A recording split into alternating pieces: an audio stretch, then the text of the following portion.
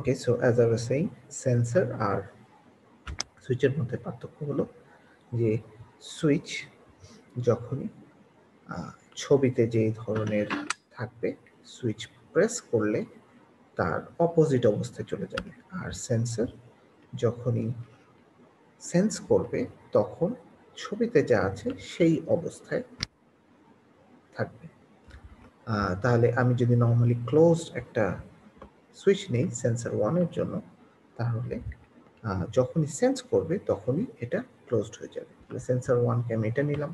আমি কি করতে চাই যে যখনই সেন্সর 1 সেন্স করবে তখনই কি হবে, কনভেয়ারটা যেন ব্যাকওয়ার্ড আসা শুরু করে। সো এটা যদি করতে চাই তাহলে আমি এভাবে করতে হবে, C P conveyor back. So ফার্স্টে আমি গ্রিন পুশ বাটন চাপলাম, এই কাজটা হলো, কনভেয়ার চলা শুরু করলো। এখন কনভেয়ারের উপরে যদি কোনো একটা জিনিস রাখো তাহলে সেটা সামনের দিকে যেতে থাকবে। So say for example this is my conveyor. So conveyor বেল্টের উপরে যদি কোনো কিছু রাখো সেটা সামনের দিকে যেতে থাকবে। তো সামনের দিকে গেল। সেন্সর 1 যদি সেন্স করে এটাকে, তাহলে কনভেয়ার পিছনের দিকে যাওয়া শুরু করবে। সো যখন এটা যেতে যেতে সেন্সর 1 সেন্স করবে তখন এটা পিছনের দিকে যাওয়া শুরু করবে। সো এটা যেতে থাকবে যেতে থাকবে। বাট একটু খেয়াল করে দেখো, আমি যদি সেন্সর 1 এ যে সেন্স করি তখনই কি হবে, এটা ক্লোজড হবে। ক্লোজড হলে এটা কানেকশন পাবে, কনভেয়ার ব্যাকওয়ার্ডে যাবে। কিন্তু সেন্সর থেকে যখনই বাইরে চলে আসবে তখন তো আবার এটা ওপেন হয়ে যাবে। সো এটা আর কানেকশন পাবে না।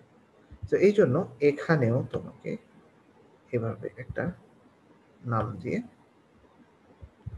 প্যারালাল সুইচিং করে দিতে হবে, যার নাম হলো সি পি, বা এই নামে চিনিয়ে দিতে হবে।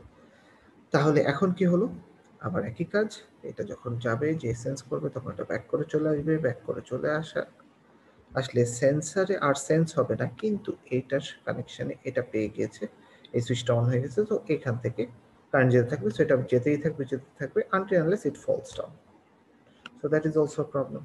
সো এই জন্য আমরা কি করতে পারি যে আমরা সেন্সর 1 এ না করে সেন্সর 2 তে সেন্স করতে পারি। আমি এখানে আমার মতো করে নাম দিচ্ছি, ওখানে সেন্সর 1 2 অন্য প্লেসমেন্টও হতে পারে। সো আমি পরেরটাই সেন্স করাবো। এটা যদি চাই তাহলে আমি ডেফিনেটলি এখানে এটা সেন্সর 1 না দিয়ে সেন্সর 2 দেই। তাহলে this should be my sensor 2. Okay, so sensor 2 তে যখন সেন্স করবে ঠিক এই কাজটা হবে, ব্যাকে আসবে। এখন পড়ে যাচ্ছিল যেহেতু, এই জন্য আমি আবার দিয়ে দিই যে সেন্সর 1 এ যখন আসবে সেন্স করবে তখন যেন আমার এই কনভেয়ার ব্যাকওয়ার্ড হওয়াটা বন্ধ হয়ে যায়। সো এই কাজটা করতে গেলে I can do this thing.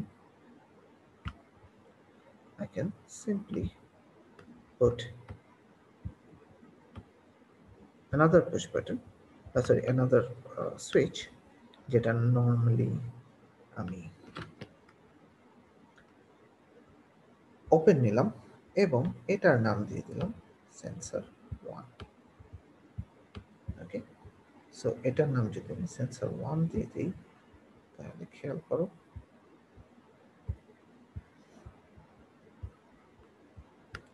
Normally open